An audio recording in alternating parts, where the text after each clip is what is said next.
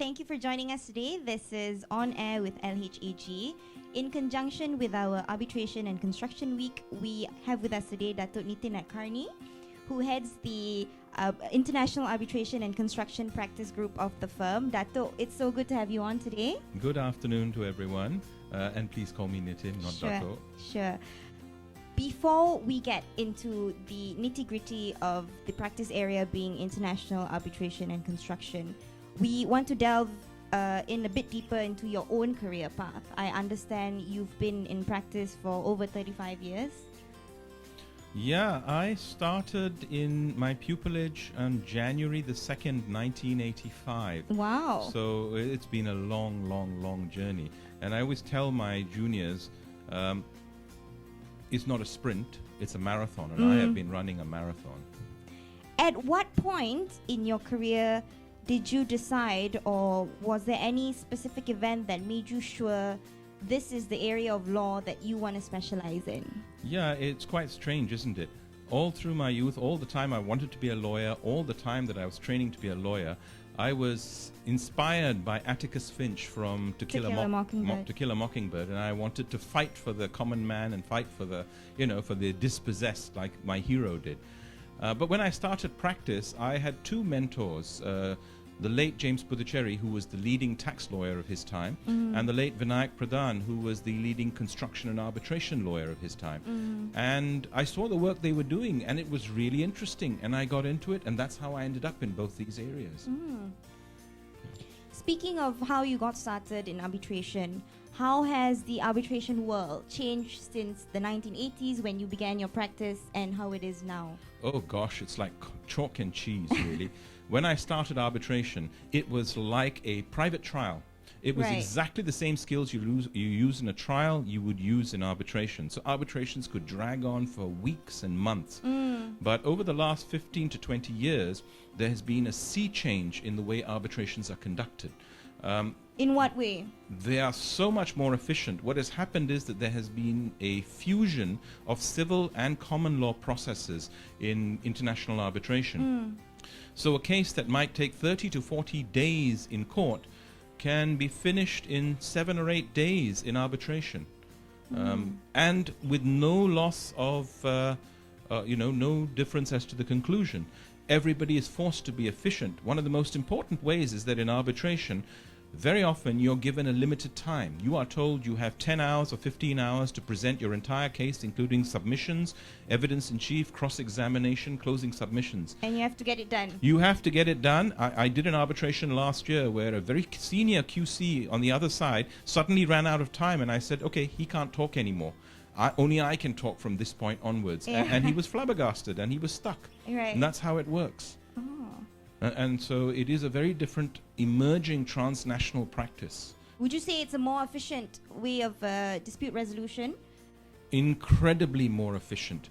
You really don't have to sit and listen to boring cross-examinations about issues that are completely irrelevant to the central issue. Because of the limitations of time, everybody goes for the jugular. So you decide things things move at a very brisk pace. And you have to constantly be on your toes. Well, let me put it this way. In a trial, you start this way. Suddenly a question happens that you don't like or something you haven't foreseen, and suddenly one of the counsel says, I need a postponement, and they have a 2-week postponement, and they suddenly take a left turn, and then something happens, and then you take a right turn again. In arbitration, you start and you stop within a fixed period of time. You have got to have planned your entire strategy out, and you are stuck with it. So you really have to do all your thinking before you start. Completely different. Completely different. I was very excited when I found out our firm was nominated recently as the Construction Firm of the Year, being the only Malaysian nominee for the Benchmark Litigation Asia Pacific Awards 2020. How do you feel about that? Well, I'm very pleased about that. I'm very proud of that. I'm not sure why we are the ones. I think there are a number of Malaysian law firms who are very good in international arbitration. It's just a question that they haven't spread their wings. There's no reason why Malaysian firms cannot go abroad and compete with the best of the law firms. We have some outstanding lawyers in Malaysia, as good as anybody anywhere else. And I can say this, having appeared in a number of cases against top Queen's Counsels and top lawyers from around the world. And frankly, there are Malaysian lawyers who are just as good. So, Dato, Nitin, please. oh, sorry, force of habit. What would your advice be for tips for efficient advocacy, especially for young practitioners out there? I think the best tip of all comes from Lord Jonathan Sumption, who was the top barrister in the UK when he was practicing. And he said, the law is 95% fact. Line up all the facts in the correct order, and the law becomes obvious. The mistake I think that a lot of young lawyers make is coming out of law school, they're all about case law, citing all of these cases. Most judges, most arbitrators aren't that interested in case law. They are more interested in the facts of the case. So always start with the facts. Speaking of lawyers who are capabilities of lawyers, some of our viewers are those who have just graduated from law school or young practitioners finding their way through practice.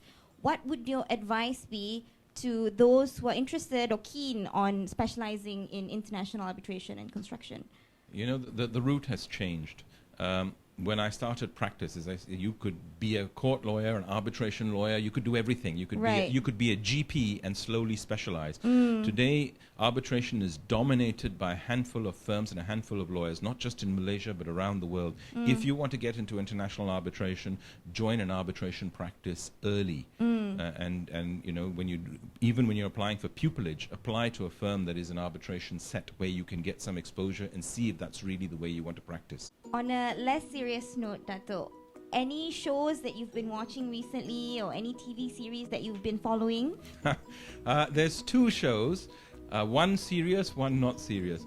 The show that I would advise any lawyer who wants to understand the real practice of law to watch is The People vs. O.J. Simpson on Netflix. I saw that. That was good. It was the most realistic depiction I have ever seen of a real-life case. And then I've recently also been watching a show which is incredibly fun but incredibly trashy called Indian Matchmaking. Oh, that's new on Netflix. It's new on Netflix. It is such trash, but it is so much fun.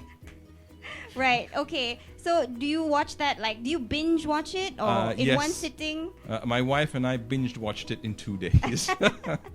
And we were very sad. None of them got married. Oh, no. And I looked it up and well, okay, I won't give you any spoilers for those who haven't seen it. But the fact that you looked it up after finishing it means it was quite good. Yeah, it was fun. You know, I read a statement by somebody, quite a well-known actress, who said, what an awful show. You know, I wish you wouldn't put on things like this, but P.S., when is season 2 coming out? I'm just asking for a friend, which is exactly how I felt about it. Okay, Dato, we would like to thank you for your time, for coming on and sharing with us your journey throughout your practice in international arbitration and construction so far. So thank you, Dato. Thank you so much for having me on. Okay. Thank you, everyone, for joining us. We will see you again soon. This has been On Air with LHAG. Bye. Bye.